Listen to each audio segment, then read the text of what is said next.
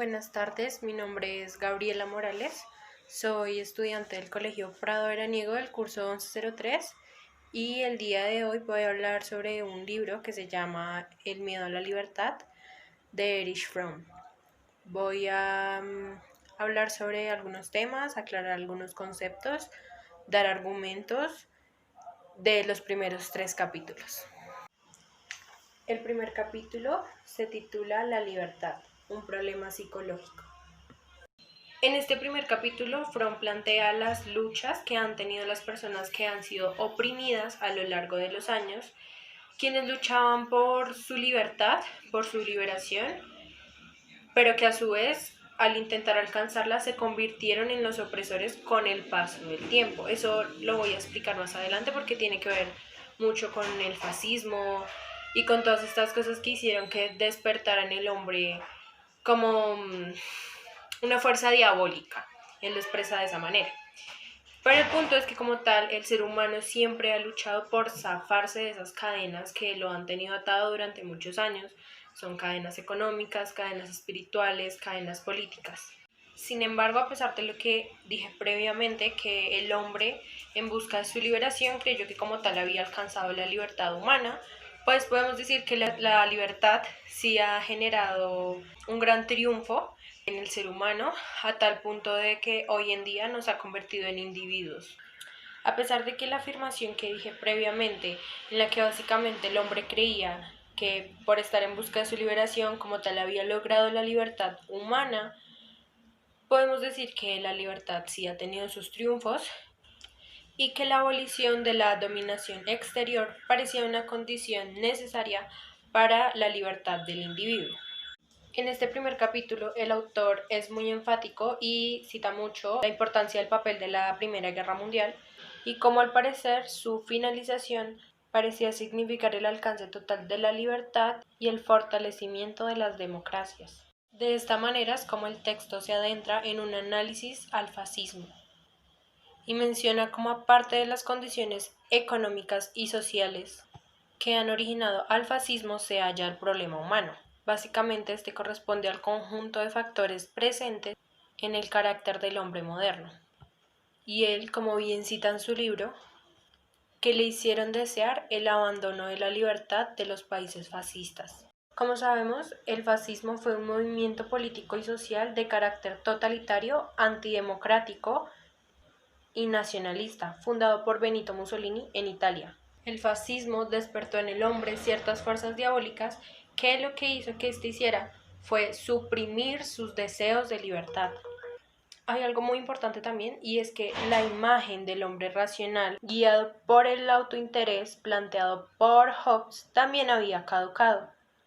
Algunos pensadores como Nietzsche, Marx y Freud rompieron esa imagen de complacencia y dieron indicios de que el hombre, al ver crecer su control sobre la naturaleza, iba a querer traspasar todo eso a otras instancias. De estos pensadores, Freud fue el que más profundizó con su psicoanálisis, a tal punto que llegó a analizar las fuerzas irracionales e inconscientes que el hombre poseía. Uno de los principales puntos de los que habla la teoría de Freud es en la que él resalta la concepción del hombre y lo describe como un ser antisocial, que la misma sociedad se encarga de domesticar y controlarle bajo ciertos impulsos naturales del hombre. A esta transformación él le llamó sublimación y lo explica en el siguiente ejemplo. Un trabajador se encarga de laborar por sí mismo para poder satisfacer sus impulsos y sus necesidades. Sin embargo, se da cuenta que no puede hacerlo solo y necesita de otros, como por ejemplo sus clientes, empleados o patrones. Y por ello el mercado le impone esa relación. A pesar de esto, esta relación con otros individuos se adopta para alcanzar una satisfacción personal. Es decir, se utilizan como un medio, pero no como un fin en sí mismo. Sin embargo, Fromm no coincide mucho en esta teoría que expuso Freud, pues él menciona que esta relación individuo-sociedad no es una relación estática, sino más bien dialéctica, y que a partir de esta surgen las cosas tanto bellas como muy repugnantes de la naturaleza humana. Es decir, que lo social no es tomado solamente como algo impuesto, sino que posee una función creadora en la vida del individuo. Aquí surge una pregunta y es, ¿bajo qué características se diferencia la psicología social de Fromm del psicoanálisis de Sigmund Freud? Básicamente, en lo que difiere esta teoría de ambos pensadores es en el hecho de que la construcción del proceso social no remite solo al resultado de fuerzas individualistas, que no se hallan socialmente condicionadas, pues la relación individuo-sociedad es la que construye al hombre en sí mismo. Básicamente podríamos afirmar que el hombre es un producto social. En cuanto a la cuestión de impulsos, es que muchas veces hemos tenido la concepción de que tenemos necesidades, pero realmente no lo son. Las únicas necesidades que el ser humano tiene son las necesidades fisiológicas. Las demás que hemos generado con el paso del tiempo que creemos que son necesidades simplemente son impulsos, impulsos que son reprimidos por la cultura y por la sociedad, pero no son necesidades fundamentales para que el hombre pueda vivir. Este punto me parece muy importante y es que Fromm en este capítulo también habla de que existen dos tipos de adaptaciones en el individuo, que son la adaptación dinámica y la adaptación estática. Cuando hablamos de adaptación estática nos estamos refiriendo a la adopción de un nuevo hábito. Son hábitos que las personas pueden adquirir, yo que sé, porque por cultura, porque viajan a algún lugar que tiene tradiciones o costumbres diferentes a las de ellos. Sin embargo, solo generan un cambio en este hábito, pero su personalidad y su esencia como tal, las personas que son, sigue siendo la misma. Mientras que cuando hablamos de una adaptación dinámica, no solo estamos hablando de adquirir o cambiar un hábito, sino estamos hablando más de una transformación de todo el individuo, que como él bien dice ahí en su libro, esto le puede generar impulsos coercitivos y nuevas angustias. Entonces ya no estamos hablando de un cambio en el que simplemente sea más fácil para el hombre actuar en el exterior, en este caso, sino que también es una adaptación que le permite poder controlar y poder manejar esos impulsos. Sin embargo, no todas las condiciones del hombre pueden ser adaptables. Hay unas que son inherentes a él, que son las que mencionaba antes, que son las necesidades fisiológicas que jamás van a cambiar en el hombre, como por ejemplo tener sed, tener sueño, hambre. Fromm también agrega en esta parte una condición que corresponde a la necesidad de relacionarse con el mundo exterior y evitar el aislamiento. Es decir, el hombre no es capaz de resistir la soledad. Cabe resaltar que aquí nos estamos refiriendo a una soledad moral, porque el hombre podría sobrevivir a una soledad física, podría no estar en contacto físico con otros individuos durante mucho tiempo, pero estamos hablando de una soledad moral, porque el hombre, a pesar de no tener contacto físico con personas directamente, él puede tener intercambio de ideas, de valores, etc. Es decir, que la mutua cooperación se convierte en base fundamental para que el individuo pueda vivir, bien sea para defenderse de sus enemigos o peligros naturales o para producir y trabajar en la sociedad. Y de hecho esa necesidad de pertenencia tiene otro elemento clave, y es que el hombre tiene conciencia de sí mismo como una entidad individual, distinta de la naturaleza exterior y de las otras personas. Por eso siempre quiere ser parte de algún determinado grupo, porque se siente resguardado y sabe que no lo van a juzgar, y también porque no se ve obligado a enfrentar la insignificancia de su individualidad. Así es como Fromm introduce el tema de discusión central de su obra, en el cual el hombre, al ganar su libertad y separarse de las normas sociales, se siente inseguro y busca volver a crear vínculos que le garanticen su seguridad nuevamente. Esto es algo muy importante y es una pregunta que se plantea desde el inicio. ¿Por qué la libertad es un problema psicológico? Estamos hablando de que la libertad va muy de la mano con la soledad. Esto quiere decir que entre más libertad, más soledad. Entre más libres intentamos ser, más aislados nos convertimos. Y esto es lo que básicamente nos da miedo. Nos da miedo el no encajar, el no ser aceptado socialmente. Nos da miedo ser libres y nos da miedo la soledad.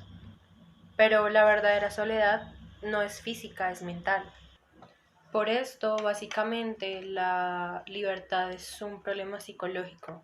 Es un término que va muy arraigado con la soledad y por eso es que tememos tanto a ser libres. Muchas veces creemos que el hecho de ser mayores de edad o de generar nuestros propios ingresos nos hace personas libres, pero realmente no, seguimos encadenados a todo esto que ha estado en la sociedad desde hace muchos años, seguimos siendo reprimidos porque somos incapaces de aislarnos totalmente, de quedar en total soledad moral y física, aunque la física no importa tanto. Es por esto, porque realmente nos da miedo la soledad y por ende la libertad. Vamos a pasar al segundo capítulo que se llama La urgencia del individuo y la ambivalencia de la libertad. Bueno, en este segundo capítulo lo que vamos a ver es la definición del concepto mediante el cual la libertad caracteriza la existencia humana y a cómo su significado, como dice Fromm en su libro, varía dependiendo de la autoconciencia del hombre y su concepción como ser separado e independiente. Es decir, aquí vamos a ver el nuevo concepto de individuación y vamos a analizarlo. Para esto, Fromm expone el ejemplo del nacimiento de un niño, en el cual al cortar ese cordón umbilical, biológicamente el niño está separado de su madre, pero en sentido figurado él sigue dependiendo de su mamá, pues carece de libertad y necesita de su madre para sentirse seguro y protegido, pues ella es la que en este momento se encarga de ayudarlo a suplir esas necesidades fisiológicas. Es quien lo alimenta, quien le cambia su pañal, quien está ahí velando por él, ya que él no puede hacerlo por sí mismo. Durante este tiempo, el niño no puede reconocerse como un ente separado del universo y se siente seguro con las figuras que lo rodean constantemente, que en este caso es su familia. Ya una vez el niño crece y alcanza cierto grado de individualidad, se ve en esa situación de encontrar esa seguridad que perdió, pues al fin comprende que ya no está atado a su madre y que de ahora en adelante va a tener que aprender a afrontar situaciones por sí mismo. Este despertar de conciencia le genera dos efectos. Por un lado, él se siente más fuerte y más capaz, por lo que busca esa mayor libertad. Pero por otro lado, se siente más solo y por fin comprende que es un ente separado de los demás. Ahora debe enfrentar al mundo con todos sus peligros y solo. Ante tal inseguridad, el niño se encuentra en el limbo y puede reaccionar hostilmente contra su propia familia, del que sigue dependiendo de cierta forma. Ante esta situación, el niño debe encargarse de ese crecimiento de su personalidad y de su yo que lo haga sentir más seguro de su situación que ahora es independiente. Sin embargo, este crecimiento de personalidad no va al mismo ritmo que el proceso de separación e individuación. En este punto, Fromm aclara que el hombre es el más desamparado de todos los animales a la hora de nacer, pues su adaptación al entorno conlleva un proceso de educación y no es instintivo, porque el animal tiene un curso determinado de acción. Él ve otro animal, lo mata, se lo come y queda satisfecho, mientras que el hombre se ve obligado a tener que elegir entre una gran diversidad de opciones, lo cual le da un sentido negativo a su libertad, pues tener tantas alternativas lo hace más complicado porque él no sabe qué va a elegir. Como cita Fromm en su libro, el hombre cae en cuenta de que le ha tocado un destino trágico, ser parte de la naturaleza y sin embargo trascenderla. Antes de continuar con el posterior tema del cual él habla en este capítulo, voy a hacer un poco más de énfasis en estos vínculos primarios y en lo que es el proceso de individuación. Bueno, el individuo no es un individuo hasta que realiza este proceso de individuación, en el cual él se reconoce como un ente diferente a los demás. Deja de ser parte de la colectividad para posterior a esto reconocerse como único en esta colectividad.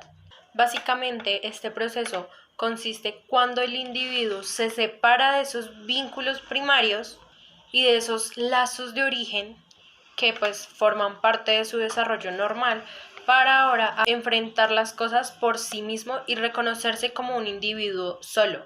Para esto, como mencionaba antes, hay dos aspectos muy importantes que son totalmente diferentes el uno del otro. El primero es que el niño tiene cierto crecimiento personal, emocional, físico, básicamente el crecimiento de la fuerza del yo. Y el segundo es el aumento de la soledad, pues al irse de este mundo y zafarse de sus vínculos primarios, llega a la soledad, lo cual le genera un sentimiento de angustia. El niño se vuelve libre, pero también se está liberando de un mundo que le otorgaba seguridad. En cuanto a la pregunta de ¿los objetivos trazados en mi proyecto de vida son en realidad objetivos que surgen en estos vínculos primarios? ¿Y por qué? Sí, nacen de estos vínculos primarios, pues estos vínculos primarios son fundamentales para nuestro desarrollo personal y también nos dan una ayuda para la trayectoria de toda nuestra vida. Nos brindan más seguridad y autodeterminación. Al crecer nos sentimos más seguros, generamos una autoconciencia y todo esto nos hace entender que ya no estamos atados a nuestros padres y que debemos aprender a afrontar las cosas por nuestra propia cuenta y que las decisiones que tomemos sean voluntarias y autónomas. Así que básicamente nuestros vínculos primarios han sido el ejemplo para que afrontemos el mundo y sí, son fundamentales en nuestro proyecto de vida. Y mi proyecto de vida y los objetivos que quiero cumplir en él hacen parte de los vínculos primarios, pues son los que han contribuido a que intente definir qué es lo que yo quiero hacer y me han orientado a ello, a tal punto de que el día que yo los corte definitivamente, voy a ser una persona mucho más autónoma. Para finalizar con este segundo capítulo, Fromm hace una distinción entre la libertad de y la libertad para, que lo ejemplifica bastante bien con el relato que todos conocemos, que es el de Adán y Eva. Como sabemos, Adán y Eva ven como todo su mundo ha sido dado y ellos son parte de este. Pero al comer el fruto prohibido cometen un acto de libertad, que los libera de esas normas divinas, pero que también los condena a un sentimiento de impotencia. Logran la libertad de los lazos divinos, pero no la libertad para gobernarse a sí mismos. Aquí es donde se ve la gran diferencia de la libertad de y la libertad para.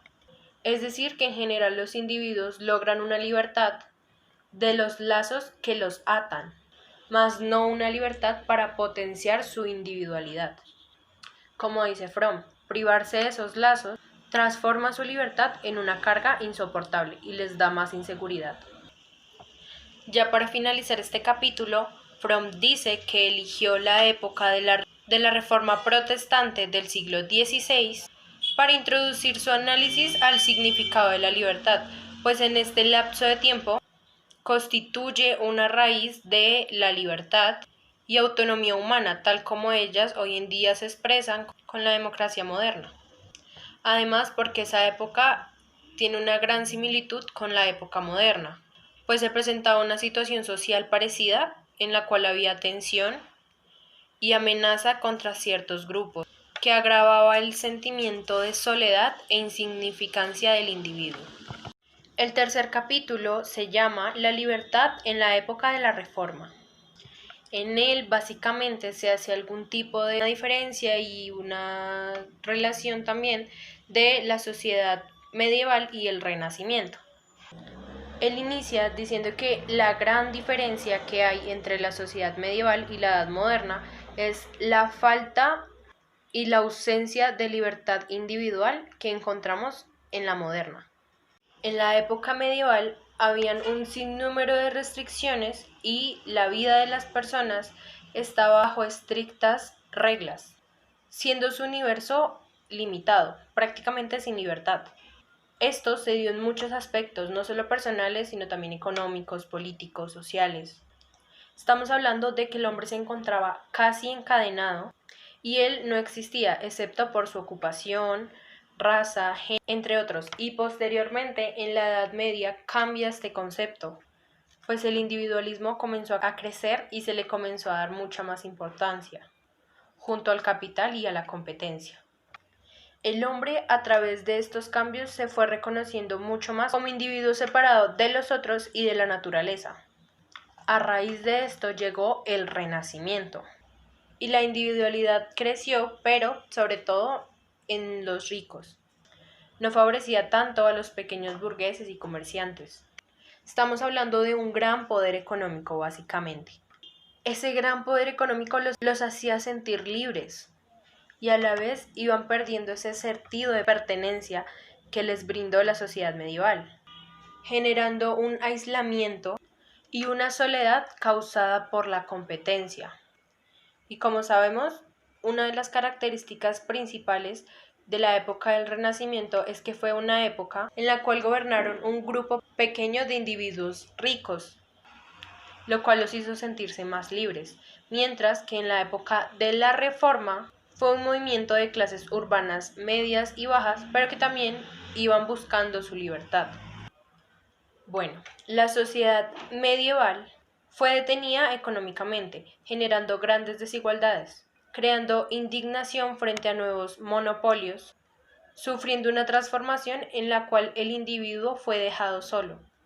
Todo dependía de su propio esfuerzo y no de la seguridad de su posición tradicional.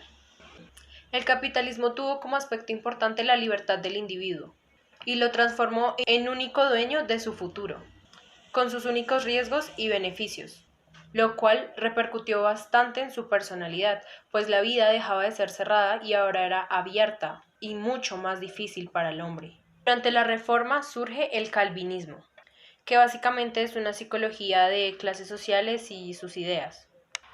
Y por otro lado también surge el luteranismo. La rebeldía de Lutero lo acerca a grupos sociales de situación económica baja y media, que también sentían esa sensación de inseguridad frente a su entorno. Lutero acepta conscientemente a Dios y lo justifica bajo el amor, pero en realidad es parte de su temor a él y al mundo. Estas doctrinas religiosas dieron soluciones a la inseguridad que ofrecía esta nueva libertad. A finales de la Edad Media se predicó sobre la importancia de la voluntad del hombre y cómo el hombre, al ser libre, podría elegir si dirigirse hacia Dios y creer en él o no. En esta situación se llegó a argumentar la compra de consentimientos, ya que ésta se veía como una manera de expresar la voluntad y realizar algún tipo de esfuerzo para llegar a la gracia divina. Esta facilidad de poder comprar la salvación le garantizaba al hombre un sentimiento mayor de seguridad en su vida, y su práctica llegaría a tener un gran valor, y reforzaría esas tendencias que exaltaban la importancia en la voluntad y las obras humanas. Aquí cuando surge la Reforma Protestante, en el cual las clases medias luchan por todo este poder que se le ha atribuido a la Iglesia y también manifiestan su resentimiento por el capitalismo. Y es allí cuando esta reforma le da una gran independencia al hombre. Cuando digo independencia, estoy hablando en muchos aspectos. Estoy hablando en aspectos tanto religiosos como políticos y espirituales de la sociedad moderna. A través de la lectura de la Biblia, Lutero relata la imposibilidad de que el hombre sea tan malo naturalmente y como consecuencia crea un efecto de una libertad negativa. Para Lutero, el hombre consiguió una libertad de la Iglesia, pero no una libertad para sentirse realmente libre, sino que por el contrario, para someterse a otra autoridad distinta. Y sus enseñanzas le enseñó a perder su orgullo y dignidad para aceptar un rol para la productividad subordinada con fines económicos. Calvino, por otro lado, intercedió por la humillación del hombre, su impotencia e insignificancia del ser como individuo y la necesidad de alcanzar la salvación con su sacrificio. Para Calvino, el hombre es tan solo un instrumento impotente en las manos de Dios, que puede salvarse. Y Fromm manifiesta que hay una desigualdad de los hombres, pues unos se salvan y otros son condenados. El hombre trabajaba por una disposición compulsiva interna, más que por una presión exterior. Y esta obsesión por el trabajo abriría las puertas al capitalismo. El trabajo se convirtió en una forma de canalizar y reprimir la indecisión y la frustración que vivían los diferentes individuos, que desde el punto de vista religioso los trabajadores solo debían esperar a que en la vida divina fueran recompensados por todo esto. Las clases más ricas, como dije previamente, sacaron un gran provecho del capitalismo, mientras las menores comenzaron a buscar una libertad para salir de esta opresión económica y política en la que se encontraban. Aquí básicamente vemos la desigualdad total del individuo frente a organizaciones capitalistas, que lo único que han hecho ha sido reprimir y encadenar al hombre a sus propios pensamientos, que los llevan a un comportamiento problemático en sus relaciones sociales, donde se encuentran llenos de miedos, frente a grupos donde hay competencias que permiten individualizarlos, y es allí cuando comienzan a temer por la libertad. A continuación, y para finalizar, voy a hacer algún tipo de comparación entre lo que fue el problema de la libertad en la época del Renacimiento y en la época medieval. Como mencioné antes, en la edad medieval el hombre vivía muy cohibido de todo, debido a que nació en una sociedad la cual estaba muy estructurada y tenía muchas reglas estrictas. De hecho, ni siquiera existía como individuo. Mientras que en el Renacimiento, los hombres nacen con la expansión de la individualidad. En la Edad Media era súper complicado avanzar o cambiar de la escala social. Si nacías pobre, prácticamente por el resto de tu vida te quedabas pobre, y tu familia, tus herederos, también harían parte de esa sociedad. Claramente en el Renacimiento no pasa esto, porque nosotros somos dueños de nuestro propio futuro y decidimos pues a qué clase ser, pero también esta competencia nos hace aislarnos y preocuparnos por nuestro bienestar y crecimiento. Hay muchos otros factores que en definitiva diferencian la época medieval de la época del Renacimiento. Como sabemos, en la época del Renacimiento las personas eran más ricas, tenían más posibilidades, pero igual seguían estando más solos y más aislados. Habían perdido ese sentido de pertenencia, cosa que no pasaba en la sociedad medieval, en la época medieval. Pues las personas estaban tan arraigadas al sistema que no había manera de que perdieran su sentido de pertenencia. Básicamente, el capitalismo, a pesar de brindarnos cierta libertad para elegir nuestro futuro, también nos reprime, y como sociedad nos da un desequilibrio total, pues hay mucha desigualdad. Esto sería todo, estos son los 3 primeros capítulos, y con las cuestiones y las preguntas resueltas ya. Entonces, muchas gracias por verlo.